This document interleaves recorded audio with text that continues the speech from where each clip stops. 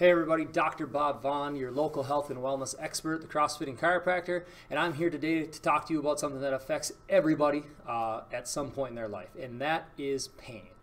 Now, one of the most important things to understand about pain is what it is and what it is not. So, pain is not something to be ignored. Pain is not normal.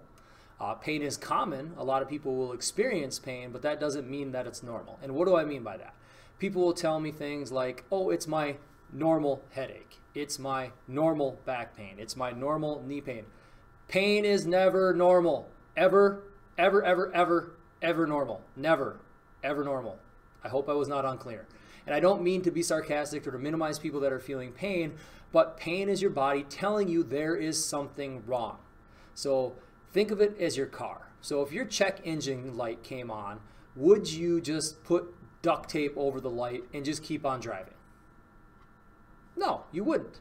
And if you did that, the light would go off. You wouldn't know it was on or it was in pain anymore, but whatever was causing the pain would continue to be there and continue to be a problem until it got to the point where your car would no longer run. So pain is a warning light. Pain is an indicator that there's something wrong in your body. Now, one of the big causes of pain is something called subluxation. It's a fancy Latin word. Basically what it means is a stuck joint or a joint that's not moving properly. All of your joints in your body, whether it's the joints of your spine, your feet, your ankles, your knees, shoulders, hips, all of your joints are designed to move. The reason we have an elbow is so you can bend and flex your arm. The reason that we have a knee is so you can bend and straighten your knee. The reasons we have shoulders is so we can move our arms around. This is what's supposed to happen. The reason you have 24 vertebrae is each one of those vertebrae is supposed to move freely and independently of each other.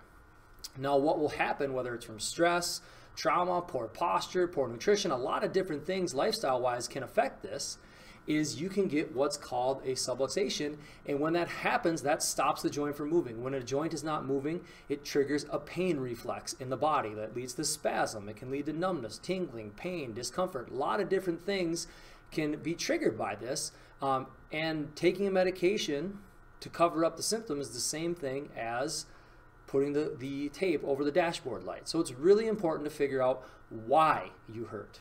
Now, is subluxation the cause of all pain? Absolutely not. That would be ridiculous. But let me ask you this. Is your headache due to a Tylenol deficiency? Does your elbow hurt because you're deficient in ibuprofen? Do you not have enough naproxen in your body and that's why your lower back hurts? Are you deficient of icy hot? And that's why your knees are sore?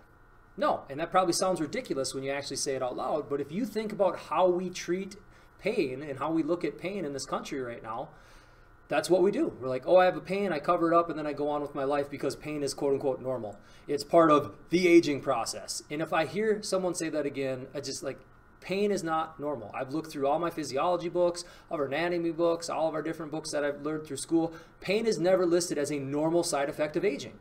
So it drives me nuts when people say, oh, I'm getting older, so I'm supposed to hurt. No, that's not true. You are not supposed to hurt as you get older. You are supposed to feel good, healthy, and well your entire life, as long as you do what you need to do in order, you give your body what it needs in order to put out a healthy product. Just like the same reason you don't put oil in the gas tank and antifreeze in your transmission and transmission fluid in your radiator. Because if you did that to your car, it wouldn't work, and it wouldn't surprise anybody if you did that. If you took diesel fuel and put it in a gas engine, nobody's going to be surprised when things are puffing black smoke and break down, right? But when we look at what we do to ourselves, when you look at the standard American diet where we consume a ton of processed foods, a lot of sugar, we don't drink enough water, we don't eat many fruits and vegetables, and we wonder why we're all getting sick and we're all injured and we get concussions and people can't recover from them quickly. Or we're deficient in vitamin D and omega-3s. Just the environment, the standard American environment is very toxic. Not even talking about a lot of the stuff you see on social media and the lack of interaction between people, which is something that's essential for us to feel part of a community and that we contribute to that community. There are a lot of different things that affect pain. So really want to make sure that you know a few things that you can take after this. I got a little bit of a rant here, but I want to give you 3 simple steps that you can start working on right now that will help you with whatever you're looking for. Whether you're pain-free and you want to stay that way, if you start dealing with some sort of pain or disease or illness and you just want to take some small steps forward, these will work for you as long as you fit the following requirement. 1, you're human. 2, you're alive.